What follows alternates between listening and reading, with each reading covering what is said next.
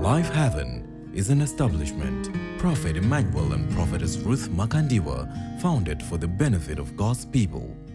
This sanctuary of revival is a hub of unforgettable supernatural encounters.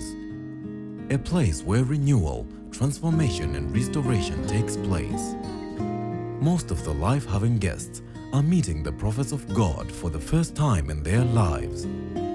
According to their testimonials, what makes this encounter so powerful is hearing God speaking into their lives for the first time.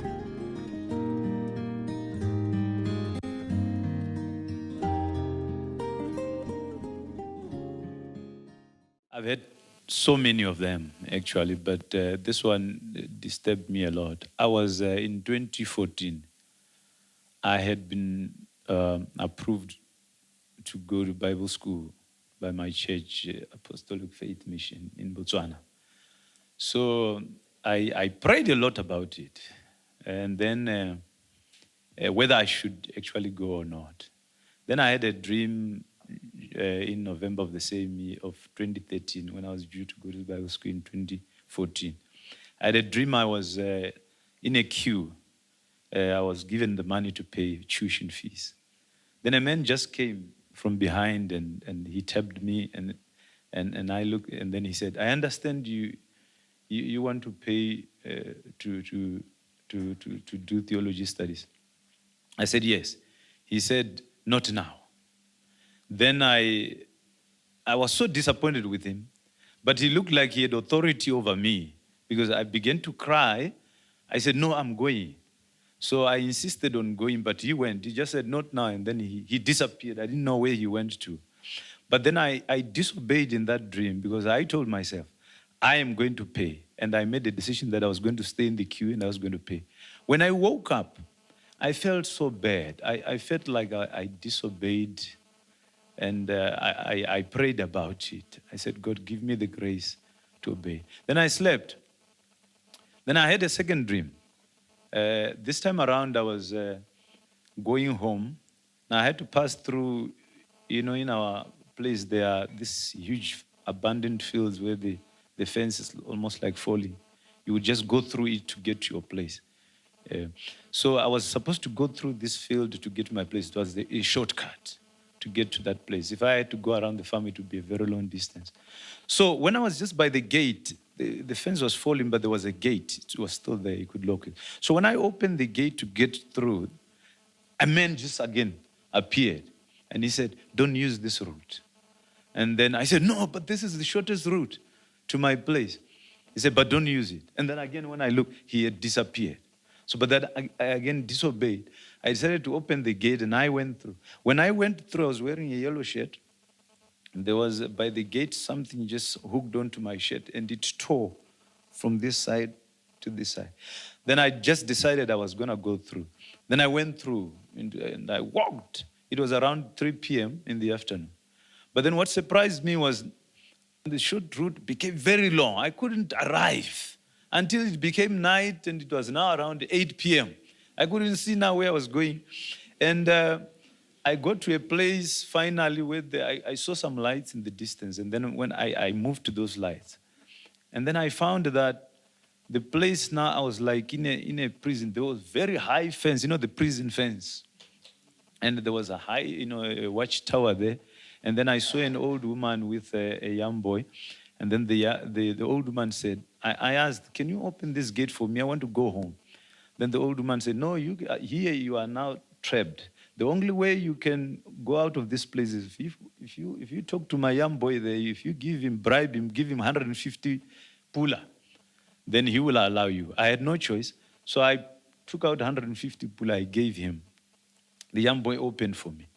Then as I was proceeding home, just as I moved out of that light, it became so dark, I didn't know where I was going. I was so confused. Then I woke up again. Then I made a decision on the basis of those two dreams. I went back to the pastors and said, "I don't want to go to Bible school." Because I felt that I disobeyed in the dream.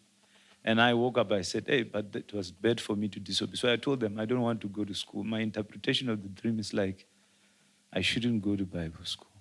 Then I told them I stopped everything. So I'm just here, but I really am suffering because I thought I should be going. Where is your wife, say? My wife is in Gaborone. You see, there are two things, actually. The first time you were going to the Bible college and you were advised to stop for a while. He said, not now.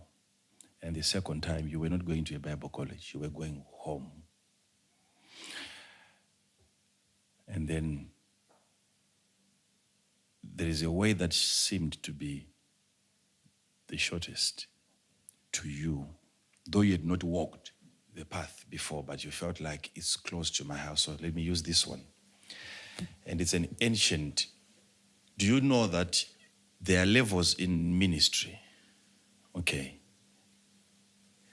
And some people, they accept a certain level, some deny a certain level. There is a calling that your father denied.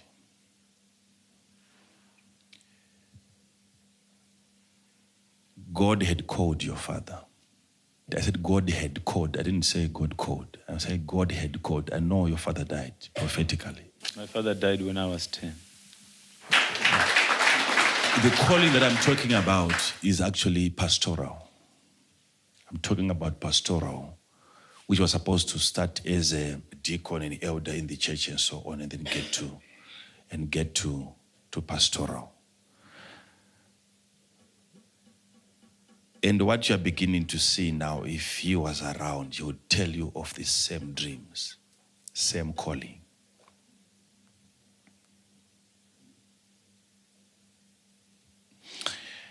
And this abandoned place that you see, very old, and the fence are broken down and so on, and you are walking through, that's an ancient past.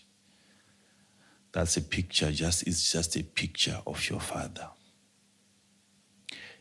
That place, I don't know, you see, what I want you to understand when it comes to interpretation of dreams, don't wait for an interpretation that makes sense. Because imagine Joseph, look at his dream. Look at how he interpreted their dream. Look at the dream that Pharaoh had twice. But the interpretation was just, no, there is hunger that is coming. How about the wheat? How about the cattle that were thin? How about this? He wasn't picking everything. There are major things in every dream, but surrounded by most of what is not important. You are walking towards your house, your home. But somehow in that dream, though you live in a good place, but the feeling was as if the house that you want to approach is like a village. But you are passing through a place abandoned. It was like an old camp, like a military camp, but abandoned. Now, passing through, getting into that place, and then it appears like it became very long, very long. You keep on going, keep on going, keep on going. And when you finally come out of that place, what you see is a prison. And then why would you pay to go through a prison before you arrive home? To a point where you had to bribe, to pay money, to pay fees. It is the same system. Before you can get home, you look at this now, and you go through that prison, and after prison, what you see is darkness. That's death. Did you see yourself reaching your house in that dream? No, you just entered into darkness. That was the end of the dream. Which means every path that you are taking, you are likely to be making the same mistakes that your father made. So there are things that you follow as an individual that are not consistent with the ministry that you want to serve. There are things that you follow on the internet. The ministry, the people that you admire, the way that you would want God to use you, it is not acceptable within the organization where you want to serve. Please hear me on this. That's very true. You will become a problem. If they are advising you to go, it's because they are not aware of what you are capable of when you come back.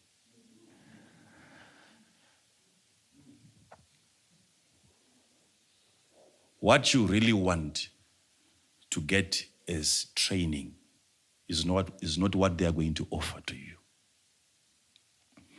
You get there, you will sit, you will not learn, but you'll be listening. You will not be learning anything. You will just be listening. And these people, they simply did not want to make you a pastor. But they saw a pastor, and they advised a pastor to go and get trained as a pastor. But your feeling towards ministry,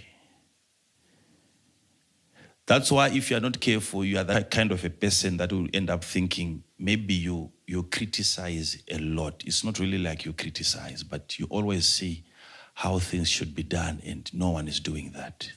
Very true, man of God. Very true, to the point that sometimes I feel I'm doing them a disservice to continue, because I feel I'm too critical sometimes.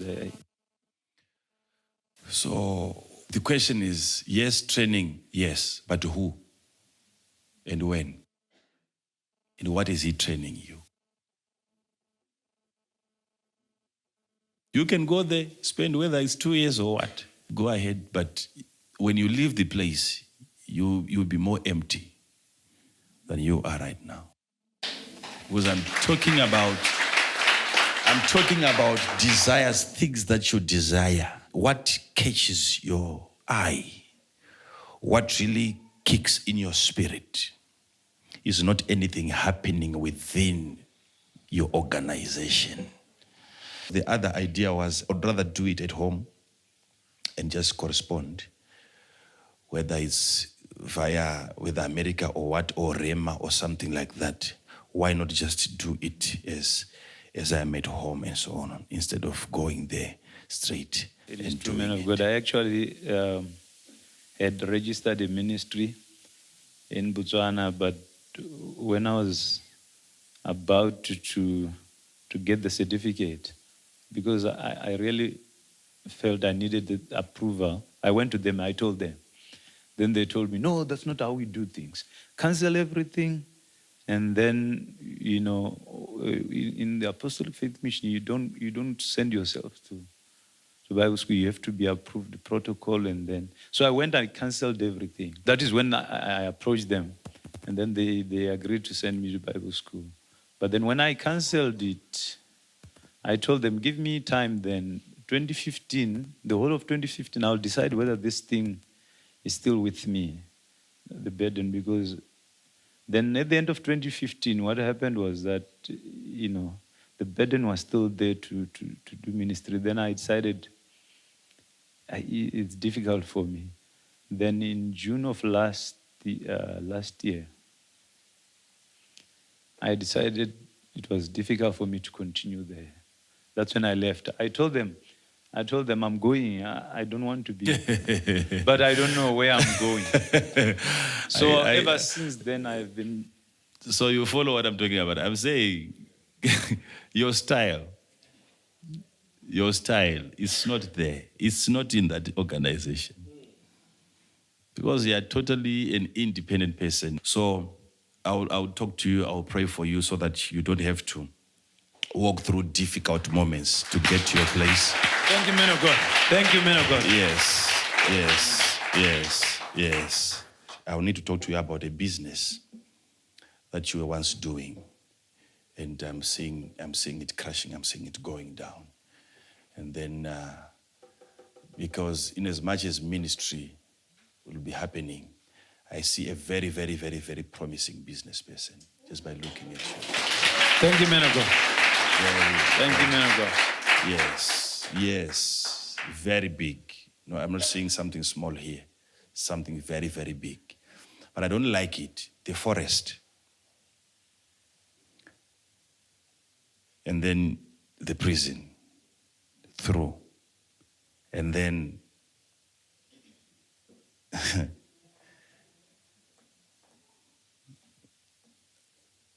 where's your mother? My mother passed away in December of 2014. But do you know, there are certain things that you see.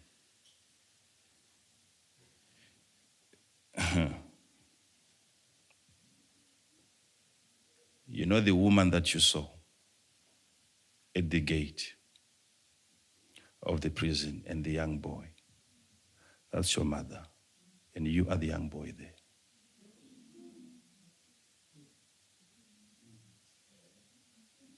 You are the young boy there. You are not the one that actually paid the money to the young boy. No. You will get paid to give people access. That's what I'm saying. Wow. Thank you, Jesus. Thank you, Lord. Who died first, your father and your mother? My father died first. And it was your mother who brought you up. Yes. But listen to this. You will have a business to do with access. I don't know how you are going to connect people, but I will talk to you about that, okay? Thank you, man of God. Thank you. Thank you so much. Yes. I don't know if the AFM that you're talking about is the same that we have here. It is, man of God. It is. My understanding, it is the same one. It is the same. Okay, yes. I'm just thinking about... Yes, the Apostle Faith. Yes, I'm just thinking about their logo. The cross that cuts cross, like this. Yes. And that's how you also cut from here like this. Your shirt. As you were crossing. Okay.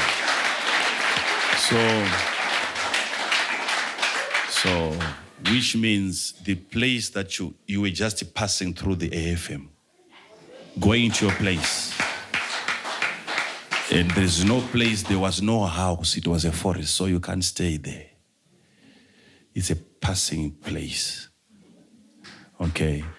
So I will talk to you about it, okay? He was confirming that as you explained that he is walking the path that his father walked. He was telling me that his father was excommunicated from the church he was, but he was a leader, an influential leader in the church. He was a leader? Yes, like he was. He was a minister at some point. But it's like the pastors ganged against him for some reason, and they just excommunicated him from church. And talk about it. But okay, keep it. I'll tell you what really happened. Let's put our hands together for Jesus. I'm always dreaming whilst I've got some babies, but I've got only one child since we are trying to have a baby, but my wife can't conceive. Who was a teacher in your family? Because as for you, if I pray for you, if things really go well, I'm seeing an idea like a school, like investing in education or something like that, which we need to really pray for, okay?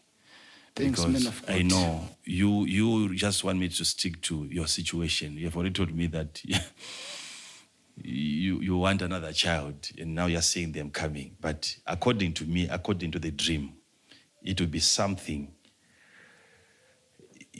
Your wife loves children, loves babies. Yes, man of God. And I'm seeing like a home-based care, something. I don't know whether it will be like orphans or what, but as for the children, no, the other one is coming. Don't worry about those ones. Thanks, man of God. Thanks, man of God. Thanks, man of God. But this will be something that will actually, you'll make a living out of. Thanks, man of God. These children that you are seeing are not really your own children. but it's you gathering children. I don't know what you're going to do. You just think about it, pray about it. But I'm just giving you a dream as it is. And it's not you who had that dream, even your wife had that same dream. That's true, man of God. That's very true, always. So imagine if you are having your own dream with a lot of children. Do you want as many as as that? But it's something that you people need to start considering. I don't know what it is going to be like, but it will be something to do with children. What is happening with children, I don't know. Thank you, man of God. Okay. Help us. Okay, I'll talk to you.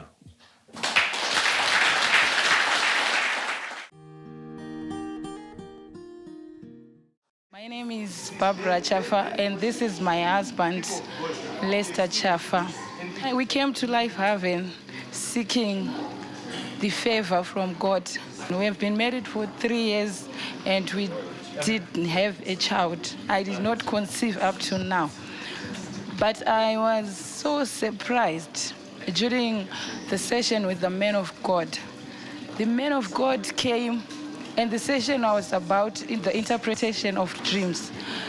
And then my husband told the prophet that you usually have dreams, having children. Even in myself, I always have dreams. Sometimes I'll be pregnant, sometimes I'll be having kids, but in the physical world, I was barren.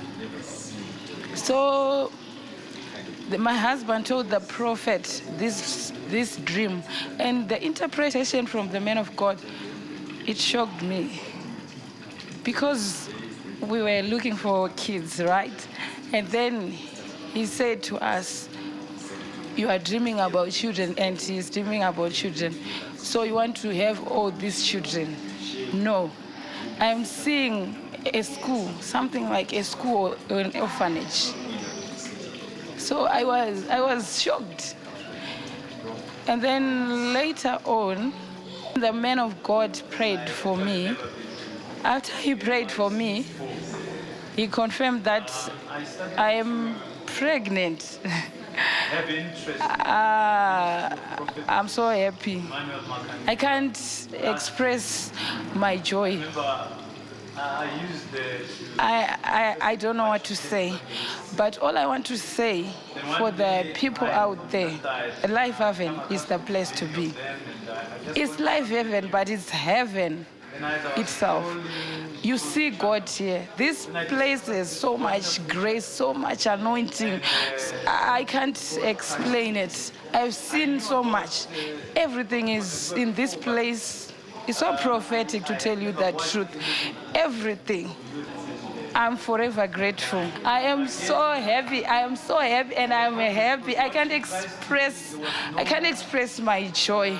So I'm just encouraging everyone to come.